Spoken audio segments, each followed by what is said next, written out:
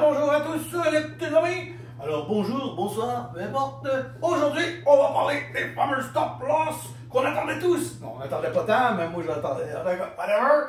Les stop triggers, on a les stop loss, les stop limits, les trailing stop et les target price. C'est de eux qu'on va parler aujourd'hui. Mais sans plus attendre, nous allons parler du stop loss pour commencer. On va commencer avec qu'est-ce qu'un stop loss. Un stop loss, c'est très simple. C'est quand tu passes un ordre dans ton carnet d'ordre, c'est une protection si on veut. C'est en fait, tu dis à ton broker, à ton carnet d'ordre que tu places que tu veux limiter ta perte ou tu veux te protéger. C'est un protecteur. So, pour vous faire une histoire simple, si je rentre dans un stock à 1,41 puis que j'ai l'intention que ça y aille à 1,49 ou encore 1,51 puis j'espère bien que ça va aller à 0,54, on peut se mettre un stop loss pour protéger nos pertes. On peut donc dire, et ça, on peut faire bien des choses avec ça. On peut le faire manuellement, comme on peut aussi avec des hotkeys le placer automatiquement avec des montants pour gagner du temps, parce que sinon, c'est une petite perte de temps, tant qu'à moi, mais on verra, puis on va revenir à pourquoi que moi, j'aime pas ça. C'est ça va être des opinions très personnelles. Vous en faites tout ce que vous voulez après, mais bon, regardez, chacun sa façon de voir les choses. Bref, mettons qu'on va y aller avec un 3 cents pour les piastres. Donc, moi, je veux au maximum perdre 3 cents par transaction. Je suis prêt à aller en chercher 8 et plus, mais je ne veux pas en perdre plus que 3. Donc, mon stop loss va se retrouver à 1,38. On va placer un stop loss. Si moindrement l'action passe de 1,41 à 1,42, je reviens à 41, 40, 39 et 38, téting, tu viens de te faire sortir de ton trade, tu as perdu 3 cents, t'es out, puis on passe à autre chose. La même chose ici, exemple, si on dit, moi, mon risk management pour un penny, c'est seulement d'une scène, on le place ici à 50, et si jamais il commence à fluctuer, qu'il se promène, ça c'est 51, puis là on est monté jusqu'à 52, puis là, on est allé à se toucher à 50, ping, tu te fais sortir, merci, bonsoir. Donc ça, c'est ça, le stop loss. Maintenant, venons au vif du sujet. Pourquoi j'aime pas les stop loss, pourquoi je les utilise pas et pourquoi je trouve ça raisin.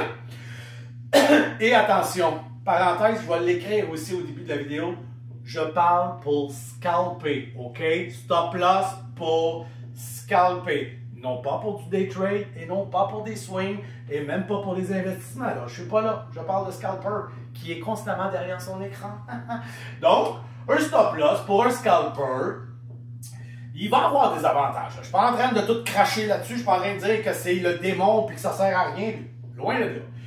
Mais il y a aussi des désavantages. Et la raison pourquoi je n'utilise pas le stop loss, c'est que je suis devant l'écran. Je suis là. Et ce qui est le plus important dans la vie pour être un trader gagnant, c'est la discipline. La discipline, la constance, la psychologie. Donc, tu ne dois pas être atteint par tes émotions. Tu dois garder un plan de match, tu as besoin d'une discipline très forte pour être un trader gagnant. Alors, pourquoi j'utiliserais un stop loss puisque je suis là?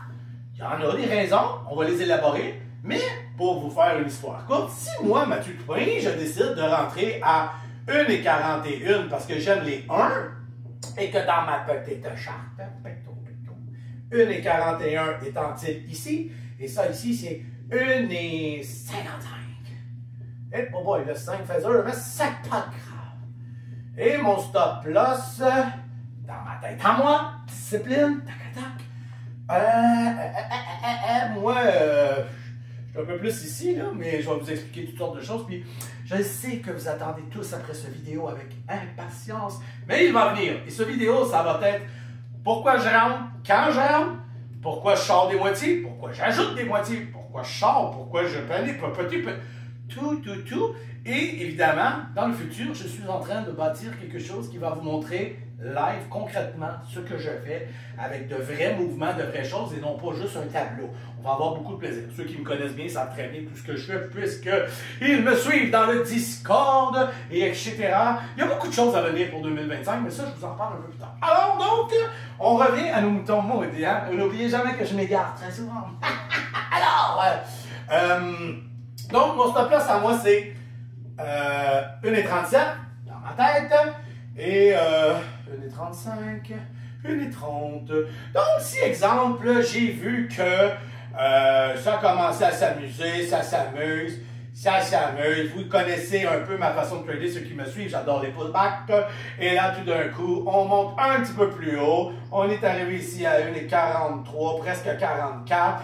On a un mini pullback, il touche le 40. On revient à 41 et moi, oui, les amis, je suis rentré. Donc, je pars et les pullbacks ne marchent pas toujours. Alors, imaginons que je passe à 1,42, 1,43, mais malheureusement, ça descend. Je vois dans les bids, parce que ça aussi, je vais vous montrer comment j'utilise la charte 1 avec les candles, le niveau 2, le time and sell, tout ça, ça s'en vient. Je ne vais pas vous donner le meilleur du nanan tout de suite, là, je fais mon agace, voyons. Alors, salve la gauche, on casse le 40 que je n'aime pas du tout. Donc, 1,39. Et on arrive à 1,38, 1,37. C'est assez. Je dégage. Je me suis dit, bonsoir. On n'a pas besoin d'un stop loss pour ça. Là. Je l'ai fait. Là. Je sell. Fouh, de chance que. Hein? OK. Bon, je considère que le stop loss ne sert à rien pour ce genre de choses-là. Attention, je vais venir avec à quoi il sert. OK? La raison aussi que j'aime pas ça, là, je vais avec pourquoi je n'aime pas ça, mais après ça, je vais quand même aller le reflatter, OK? Exemple. Mettons que je suis à 1,38, parce que là, j'ai un stop loss un petit peu plus serré. Dans le niveau 2, on va faire un petit niveau 2 rapide, hein? Des asks, des bids. Je suis rentré, puis on est monté, puis là, ben, on est revenu. Moi, je suis à 1,41, on vient de toucher du 1,40. Ici, il y a du 39, 38, 37. Bon, moi, j'aurais aimé ça qu'on s'en aille ici à 46, là, mais c'est pas arrivé. Et tout était 50-50. On avait des bids identiques, des asks identiques, rien vraiment d'imposant. J'avais à peut-être 35 quelque chose d'intéressant au niveau des bids. Les asks n'étaient pas si imposants. Pour moi, tout était beau, puis on était dans le momentum. Mais si je me suis mis mon stop loss, dans ma tête, hein, j'en mets pas de stop loss, à 38 dans ma tête, et qu'on arrive à 39, mais que le 39 en a un petit peu plus de bids. Et en plus, imagine-toi donc que je ne vois-tu pas tripler la quantité de bids à 38. Donc, plein de bids. Et je vois à 37 ajouter aussi du bid. Et moins de ask. Je vais probablement, parce qu'un trader, un bon trader, va s'ajuster dans son trade. Ceux qui connaissent le poker, quand on commence une main, selon ce qui va arriver après la flop, le turn et toute la patente, puis les gens, le nombre de jetons qu'ils vont mettre, le relance, tu t'ajustes à la main. C'est la même chose pour le trading. On s'ajuste, c'est rapide dans ta tête. Des fois, le monde me dit, pourquoi tu as changé d'idée de... Écoute, j'ai vu quelque chose que c'est dur à t'expliquer. Il y a aussi un moment donné, il y a des choses que tu ressens, que tu vois. Donc, si je vois ça, puis que j'avais dit 38, je veux surtout pas que si on arrive à 38, alors que j'ai 50 000 de bids, puis qu'ici j'ai juste des 5 000, 6 000, 1000, hey, j'ai 50 000 de bids. Crois-moi que je veux pas que tu me sortes tout de suite à 38. Je veux savoir ce qui va se passer sur le 38. Si je vois que j'ai 50 000 de bids puis que le 38 se fait manger tranquillement, ben en fait, ça ne fait pas manger, mais les acheteurs trouvent prometteur. C'est beau, là, on en donne aux acheteurs. T'es veux, prends-les. Donc, si je vois qu'on arrive à 20 000, je vais commencer puis que j'en ai 5 000, je vais être très à l'affût. Je vais même accepter de me mettre à 37, puis quand je vais peser, j'espère qu'il va en rester puis qu'il va me prendre à 38, puis le pire dans le 37. Je vais mettre un risque légèrement supplémentaire pour peut-être un gain incroyable. Donc, si j'arrive ici, puis je vois que ça plaît à gauche, je vais peut-être permettre une descente un petit peu plus bas. Finalement, le 38, il tient. Le 10 000, je m'en allais peser, pas sûr. Et là, 15 000, 25 000, 30 000, pouf, hop, on tombe à 30, on vient de passer à 39, hop, on a le 39 qui revient, 40, hop, le 40 tombe dans le bide. Donc, je commence à monter et je monte et je monte. Je suis pas content, il y a un peu moins que de pas avoir un stop-loss de 100 dessins qui écoute pas ce que je veux. Je veux pas d'une personne qui décide à ma place. Ça, c'est comme Ça, c'est comme si, pendant des années, tu avais fait des cours de conduite, tu avais un professeur à tes côtés, ça, c'est ton stop-loss de 100 dessins, c'est ton copilote. Pour un certain temps, ça peut avoir une très belle utilité, ça peut être intéressant.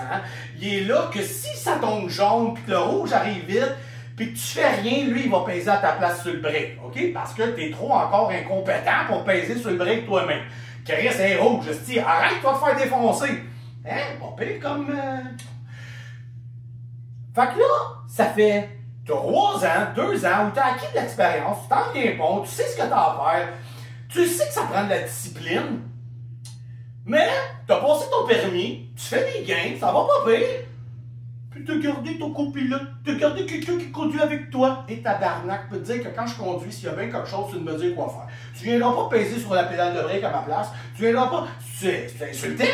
Fait que moi, le stop-loss, à mes yeux, c'est un hostie de sans dessin qui prend une décision à ta place parce que t'es pas assez brillant pour toi-même faire ce que tu as à faire. C'est ta job, hostie. Fais-la, calice. Voyons, t'es là. Mais une fois de plus, je le répète, pour d'autres situations, ça va avoir son utilité. Maintenant que je l'ai pitché et que je vous ai donné une métaphore ou un exemple ou une façon de le faire, de le voir, voilà. Hein? J'ai pas besoin de quelqu'un pour me dire quand peser sur le piton, c'est de la discipline, c'est ça, point final. Maintenant, on va parler de l'avantage que peut avoir le stop-loss dans des situations critiques. Parce qu'évidemment, c'est sûr que ça peut arriver. Bon, mais quand ça arrive pas souvent, puis c'est la vie, puis dans plein de situations, le stop-loss n'est pas infaillible, OK? Donc, je vais vous montrer ce qu'un stop-loss peut avoir comme utilité si parfois, parce que ça arrive. Alors, j'ai rentré à 1,41. On est in. Ça a fait ça comme ça, là. Puis là, on est in. Puis là, il y a eu un pullback. Je suis in. Je monte. J'arrive à 1,55. OK? J'ai mis un stop-loss à une... Je suis un peu haut, là, mais c'est pas grave, OK? J'ai mis mon stop-loss à 1,38 pour la cause. Puis je suis un petit peu trop haut, là. On est à 1,50. Fait que je me dis, tout va bon train, je suis presque à 9 cents de gain, la vie est belle, alright. Et soudainement, un petit ralentissement, et sans m'avertir, flac. What the fuck? Qu'est-ce qui vient de se passer? On a une mèche rouge, on a une flush d'une intensité assez intense. Ça arrive, là, ça arrive des candle red d'un coup. Et on drop à 1,35. Celui qui a mis son stop loss va avoir été à 1,38. Dans les volumes intéressants, dans la liquidité, dans tout ce qui est disponible pour le faire, OK? Mais honnêtement, ça arrive, ça m'est déjà arrivé, j'ai déjà mangé 60 cents, même plus que ça. C'est tellement rare, c'est pas, puis quand ça arrive, honnêtement, il y a des fois des petits avertissements, c'est toi qui as un petit peu étiré à la sauce, puis c'est arrivé, c'est arrivé. Bon, ça arrive tellement pas souvent que le nombre de fois que tu vas aller me faire ting, ting, ting, puis de me sortir de mon trade alors que mon trade était gagnant, que je préfère vivre ce risque-là. Sur 1000 trades, ça m'est arrivé une fois que je mange la claque. J'en fais je sais pas combien de mille, fait que ça m'arrive à l'occasion. Mais combien de fois tu vas venir toucher à mon petit stop-là si j'en ai un, alors que je voulais pas vraiment, alors que tu aurais dû attendre un petit peu, voir si on allait repasser. Je suis pas check-in, là. Colin, on est des cognons! Donc, pour la mèche rouge, ça peut avoir une certaine utilité. Dans la pire des catastrophes, je fais comme à tabarnak de calice, il arrête à 35, j'ai out, j'ai réussi à peut-être sortir à 36 parce que j'ai pesé, man, j'ai fait comme what the fuck? J'ai pesé, puis regarde, je vais ramasser le dip en style, là, hop, babouing! Puis là, ben écoute donc, puis je m'en vais chercher une petite affaire. Fait que je trouve pas la raison assez forte pour avoir un stop loss. Parce que ce genre de choses-là n'arrive pas tant souvent. Surtout si tu l'as pris dans des momentum, dans des trends. C'est sûr, si tu t'en vas trader dans un asti de lac de marde, comme je les aime donc, puis qu'il y a peut-être une petite montée pour flop, ça arrive. Tu es allé trader à un endroit où personne n'est en train de trader, il n'y a pas de volume, il n'y a pas de liquidité. Ça, j'en avais déjà un peu parlé dans une autre vidéo, puis on va en reparler de ça.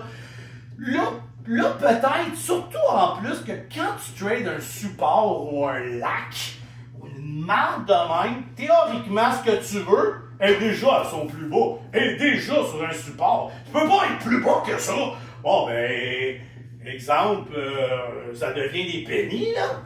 Là, ton esti de penny à 0.20, là, t'es sur le support, là, pis ça niaise ici. Ben, je suis d'accord avec toi. Je peux bien mettre un stop loss à 19,50. On le sait que s'il casse le 20, c'est une catastrophe. Parce qu'on était ici tantôt, puis là, on est venu, puis on est sur un support, un support, un support, un support. On souhaite juste que ça fasse ça. Du moment que ça s'en va par là, on veut juste être out. Fait que là, ça a du sens. Là, je le trouve correct. Mais encore là, je suis là. OK, si je vois que les bids commencent à s'effacer, que tranquillement, je vois qu'on n'est pas capable de passer une petite résistance à 20,50, on veut pas le passer, le 20,50. Moi-même, je vais être déjà sur la gâchette, dire, ça sent pas bon, il y a quelque chose qui marche pas.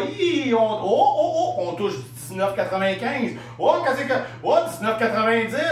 19,80. Regarde, c'est beau, on va peser. Je suis capable, je vais le faire. Pas besoin de stop loss pour ça. Alors voilà mon opinion pour le petit stop loss que je trouve qui sert à rien et qui peut te nuire. C'est sûr que c'est facile à placer puis tout, fait que pourquoi pas pour ceux qui ont encore de la difficulté. Je trouve que là, ça peut avoir peut-être un sens. Mais si tu sais trader et tu sais être tight, ben il n'y a pas vraiment de raison. Une autre chose, les stop loss ne sont pas infaillibles. Ce n'est pas une sécurité 100%. Je m'explique. Quand tu t'en vas trader dans des endroits où le volume est so-so, que les quantités sont so-so, que toi tu trades des grosses quantités, parce que le stop loss pour les petits joueurs, les petites quantités, je suis d'accord avec vous, partout, ça va faire ting, ting, ting, il n'y en aura pas de problème. Tu rentreras des 40-50 000 comme on rentre nous autres, et tu viendras me parler d'un stop loss que, je vous donne un exemple, dans des minutes. Pour les besoins de la cause, donc je ne mets pas sur cause, fuck off. Regardez bien ça! On est 17, tiens. Puis là, ben, on a 0. On rentre à 40-20. Nous, on est rentré à 40-20, on a 0.40, puis 0.3980, puis ici, c'est 0.39, OK? Ici, dans les bids, je suis rentré, je l'ai dit, à 40-20. On est déjà à 40-25 puis 35. Ici, on a un spread. On est à 10. Hein? On n'est pas tout à fait. Fait que, bon, il faut vivre avec. Et on a dit que, ben là, il y en a probablement qui l'ont mis à 40, mais on va faire semblant que vous l'avez mis à 39-80 parce qu'il me semble que ça a plus de logique. Là. À un moment donné, il faut arrêter d'être fif. Là. Donc, si je vais me faire aller. Je suis pas ici de me faire aimer, mais là. Donc, je suis ça pour vous dire les affaires. 40, j'ai dit que j'étais rentré à 40-20, on a grimpé un petit peu, c'est rentré du 40-10 dans le bid, puis j'ai rentré parce qu'il y avait quand même beaucoup de vendeurs, il y avait des bids acceptables, mais comme toute chose, les fameux brokers, market makers puis algo connaissent la game maintenant, ils sont tellement bons, et ils voient que des algo tradés. Il y a quelques humains, mais pas plus qu'il faut, et quand tu es plus gros, ben t'es vu, il t'apparaît, puis ils le savent. Puis maintenant, ben il y a toutes des algos pour venir te violer puis jouer contre toi. Ça, tu rentres, et c'est un classique, tu rentres avec 40 000 shares, OK? Fait que moi, je pogne 40 000 shares. Et ça bloque net sec, ça veut pas. Mais je me suis mis un stop loss, qui n'est pas de danger, je pourrais bien aller pisser, j'ai mis un stop loss qui est right. Ce qui va arriver, c'est que si, exemple, mon stop loss est à 39,80, puis que 5000 de 16, on va parler de cacher un autre jour, parlez-moi pas de bid caché, puis de choses de même, puis d'iceberg, non, plus tard! 39. Puis je vais mettre un autre petit 39 pour la cause. On a 39, 50, 39, 20, 39. Puis qu'ici, j'en ai 10 000 à 39, 50. 5 000 ici. Puis 30 000 au 39 vu que c'est un beau chiffron. Moi, là, j'ai pas fait mes devoirs, j'ai pas fait ce que j'avais à faire. Puis comme un clown, je suis allé rentrer 40 000 shares dans un stock que la liquidité, que le volume est so-so. Ça bougeait, c'était là. J'étais allé trader un lac, esti, là. Puis, ou un petit peu de momentum, rien d'impressionnant. Et pow, catastrophe, on touche mon 39,80. Qu'est-ce que j'ai dit? J'ai dit que j'avais 40 000 shares à l'intérieur. Tu penses vraiment que magie, on va vendre tes 40 000 shares alors qu'il n'y a aucun acheteur? Tu peux pas vendre quelque chose que le monde ne veut pas. T'auras beau avoir plein de pommes, revenons avec nos pommes, puis t'arrives là, puis tu veux vendre tes pommes, mais personne n'est intéressé. Tu me feras pas croire que tu as vendu tes pommes. Tu es allé à un endroit où le monde adore les oranges. Sans calice de tes pommes. Il n'y a pas d'acheteur. Ton stop-loss, sa job, ton broker, ton stop-loss, toute ta patente, son travail, c'est de dire aïe, aïe, aïe, aïe, aïe. Il voulait que je le vende ici, puis on a un méga problème. Qu'est-ce qu'il va faire? Il va te slipper, puis il va te prendre partout où est-ce qu'il est capable jusqu'à temps que tu n'en aies plus. Et le mot j'en ai plus, là, il s'en va jusqu'ici. Fait que c'est pas infaillible un stop-loss. Fait que si tu te réfères à ça ou que tu t'attaches à ça, que tu te concentres à ça au lieu de développer ton trading, au lieu de développer ta discipline, là, c'est sûr que même si tu as de la discipline, j'ai le même problème que le stop-loss. Sauf que je vais peut-être réagir plus vite que lui, voir ce qui va arriver, puis essayer de m'en sortir. Ce que je vais faire, moi, vu que je n'ai pas mis de stop-loss, je vais dire, parfait, vends-moi-en 15 000, puis je vais attendre voir ce qui se passe, puis espérer peut-être qu'on rajoute un autre 10 000, puis je vais vendre à petit feu, faire comme, ouf, ok, ça se peut que ça me pète d'en face, là. Mais toi, ton stop-loss, il pogne le 39,80, il en passe 5 000, il nous en reste 35 000, il prend le 39,50, il nous en reste 25 000, il nous en reste 20 000, puis ici, il va rester 10 000, on a réussi à tout se cover au complet enfin, on a trouvé des acheteurs, mais on a drop down à 39. On a acheté à 40-20. On a un average à peu près, là, on va y aller grosso modo, de 39-40. On a eu un peu de 80, je l'exagère, mais en tout cas. 39-40 et on se retrouve avec une perte de 39-40. Pourtant, tu avais un stop-loss ultra serré. Non, ça marche pas comme ça. C'est pas toujours de même. Si la liquidité est là, le volume est là, oui. Mais ce n'est pas infaillible. Donc, faire attention à ça. C'est pour les nouveaux que je dis ça surtout. C'est allez pas penser que ben c'est facile. Moi, je rentre à 39,10 puis je veux un stop loss à 39. Il m'arrivera jamais rien. Si tu le dis, mon ami. Puis oubliez jamais une affaire. Plus t'es gros, plus les algos te voient, plus les market makers te voient, et ils vont faire un plaisir d'aller toucher ton stop loss. Parce qu'ils savent que tu l'as mis. Et c'est quoi la job des market makers puis des algos? C'est aller chercher tous les petits stop-loss. À même titre qu'un short squeeze. C'est quoi un short squeeze? C'est des gens qui sont allés en haut. Ils ont décidé de rentrer ici en se disant ça ira jamais plus haut. On a plein de shorters ici. On descend ici. Le monde est de bonne humeur. Il y en a un autre qui a shorté, un autre. Et soudainement, tac-à-tac. C'est ça un short squeeze. Tout le monde vient de se faire ramasser, puis ça fait mal. C'est le même principe un peu. Alors voilà pour le stop-loss. Que vous m'aimez, que vous m'aimez pas, c'est ça qui est ça, puis ça c'est la vérité, puis c'est comme ça. Bon. Maintenant, revenons de bonne humeur. Même moi j'étais très de bonne humeur, c'est juste que j'aime ça mettre de l'énergie puis d'être intense. Le stop limite. Demande-moi même pas pourquoi ça existe, ce style là. Mais oui, ça a ça. Mais le stop limite, c'est comme le stop loss, mais avec une limite. Une limite de pas perdre. C'est tellement stupide, mais je sais pas. Je sais pas si quelqu'un utilise le stop limit.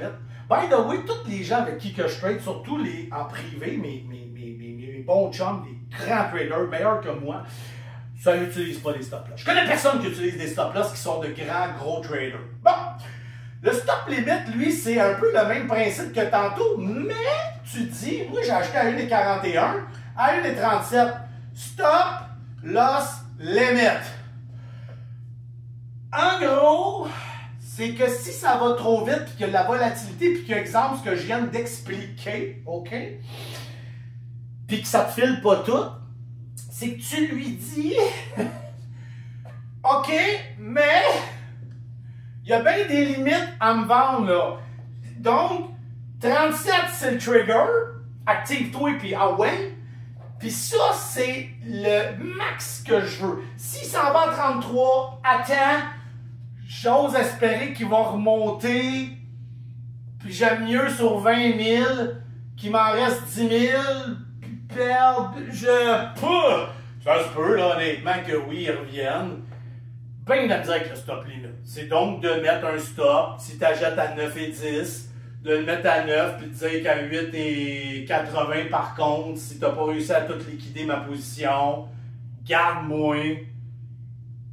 Puis on verra, puis au pire, peut-être que tu vas rebancer puis aller me rechercher mon 9 et 80, mon 8 et 90. C'est ça. On peut passer à autre chose. D'accord? Donc, ça c'est réglé. Ça, j'aime bien. Mais j'aime bien ça dans ta tête. Ta tête est capable de le faire aussi. Mais, à la limite, tant qu'à mettre un stop loss, crisse-moi un trailing stop.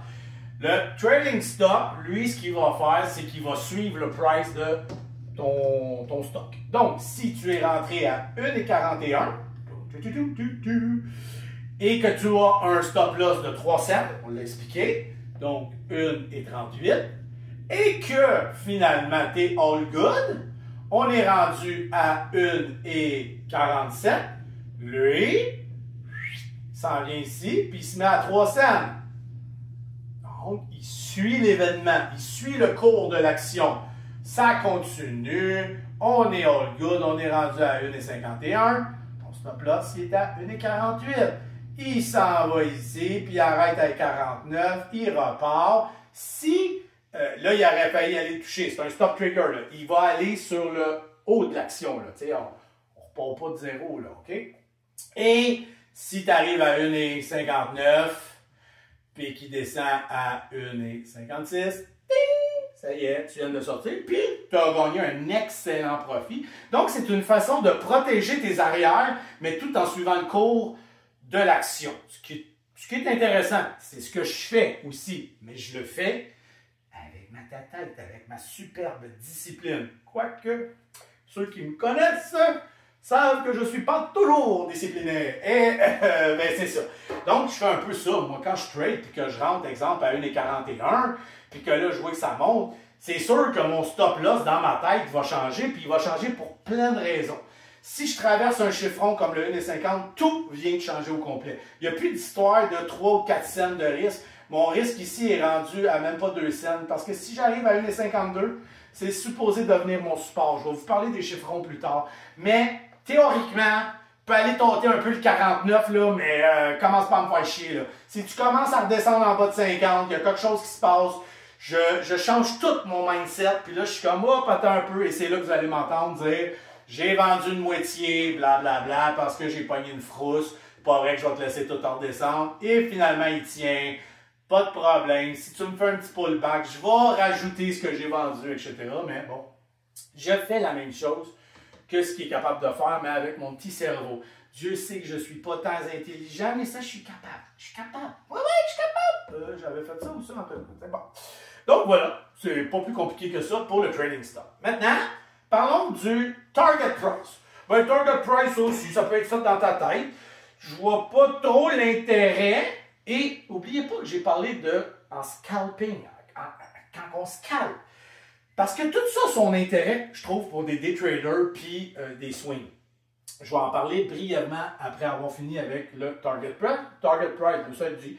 On a un target. Donc, si tu rentres à 1,41, tu as placé un target parce que tu as envie d'aller pisser, parce que, puis tu sais, je sais pas, c'est pour la même chose que le stop. Fait que tu as un stop puis tu as un target.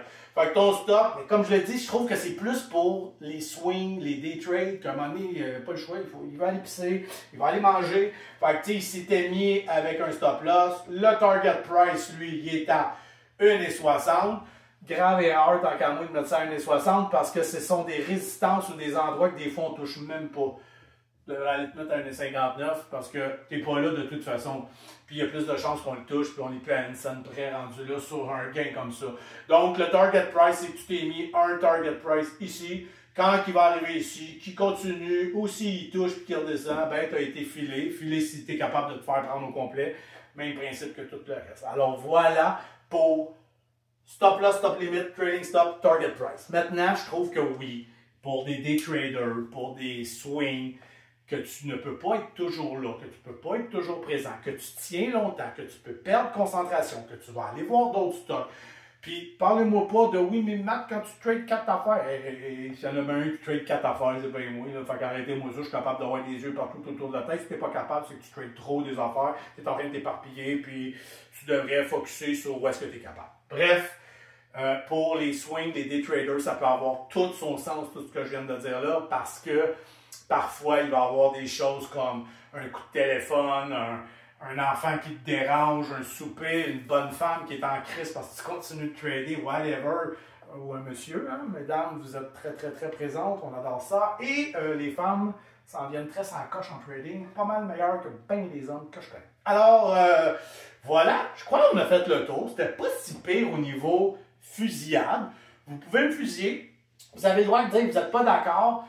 Who cares? Je m'en fous, je fais ce que j'ai à faire, je le fais bien. Comme je l'ai dit, pour moi, c'est de l'autodiscipline. La discipline est la base du trading. La psychologie, si tu as peur, si tu es nerveux, si tu n'es pas sûr, ça fuck un trading. C'est sûr que si tu rentres et que tu as déjà les chocottes, dès que tu vas voir du gain, tu vas sortir alors que tu aurais pu laisser ça aller. Fait que c'est sûr que la psychologie du trading, la peur va jouer, ta discipline, ton risk management, mais qui peut se faire par toi-même, va faire toute la différence. Alors, je vous remercie d'avoir été là. Prochaine vidéo, on va vraiment tomber dans mes EMA 9, 20, 30, les VWAP, un peu le niveau 2, ce que je regarde, les piastres, on va parler beaucoup de piastres. Donc, je vais vous apporter des petites choses que je sais que vous attendez impatiemment. Alors voilà! Je vous remercie d'avoir été là et puis on se redit à une autre fois. Merci.